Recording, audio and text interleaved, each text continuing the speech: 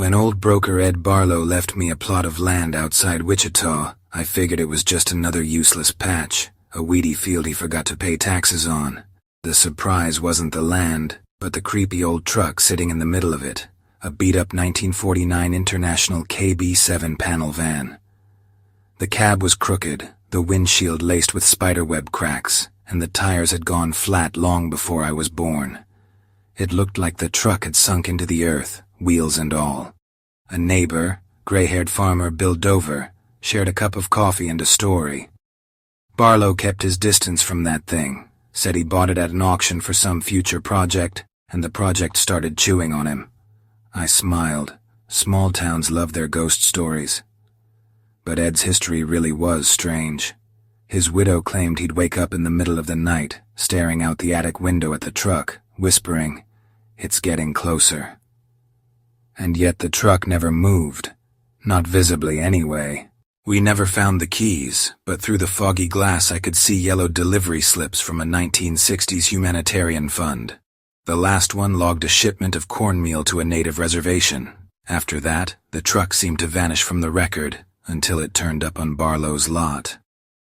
I visited the field every morning for the first week after the funeral, trying to decide whether to scrap the corroded beast for metal. Photos from my phone always showed the truck facing slightly differently, its nose turning toward the house, its shadow stretching longer in my direction, even when the sun hadn't moved. I blamed lens distortion until I noticed tracks, thick half-overgrown tire prints pressed into damp clay 5 meters from the old resting spot. But the wheels were rotted through, the rubber long burst, and still, the tracks were fresh. That night, I dreamed of confetti made from cornmeal. The white powder landed on the windshield, shaping into a faceless mask. In the morning, a damp patch near the porch smelled softly of grain dust. I set up a trail cam, aimed it straight at the truck. First night, nothing. Second, dead batteries. Third, the wind knocked it over, though the weather was calm. When I picked it up, the autofocus had failed on one frame only, a smudged image of twin headlight beams, like something had blinked directly at the lens. Bill Dover suggested I feed the beast some fuel. Said machines left abandoned without gas get offended. I laughed, but that evening I brought a can of diesel and poured a bit under the rusted tank, just for fun. That night, I heard a short, muffled laugh from the field, like a tailpipe sneezing. By morning the truck was closer. That much wasn't in my head. It had shifted nearly a yard. The grass was flattened, like by a steamroller. The rusted wheels bore fresh scratches, as if the earth had been eaten away by something spinning underneath. I tried to sell it for scrap. A tractor from the farm came out to drag it, but the tow cable snapped. The driver swore the truck dug in, like a tree stump.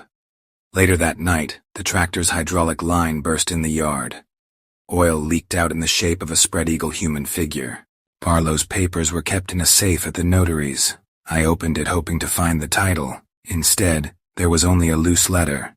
This truck took the ones it once saved, let it sit where the blood dried. Signed J.H. No date. When I flipped the page, a fine layer of cornmeal stuck to my fingers. It carried the same sweet, dusty scent. The night before I sold the land, I broke. In the rain, I marched out with a crowbar. Lightning lit up the cab, and in the fogged glass, I saw a driver's silhouette. Not a reflection. The face didn't match mine. It was far too close to the glass, small, compressed by pressure. The headlights, dead for decades, flared blinding white. I woke up on the ground. The truck's bumper was inches from my boots. 1 second more and it would have rolled over me. At dawn, Bill showed up. "You went gray overnight, son." I didn't believe him until I saw myself reflected in the chrome, silver hair. I told Bill to hitch the truck to the tractor, but instead of handing him a tow cable, I gave him an empty diesel can. He got the message. We doused the body with kerosene and lit a match. The rain made the flames roar. Fuel tears rolled down the tires, which screamed like pigs. The air smelled like burning meal. When the cab collapsed, I swear I heard a long exhale, like something had finally pushed out its ghosts.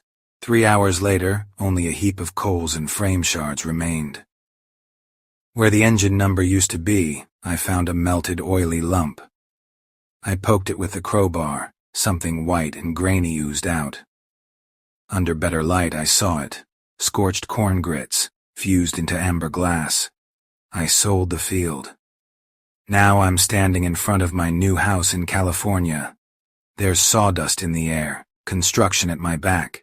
A clean white moving truck waits to carry furniture cross-state. Brand new cab.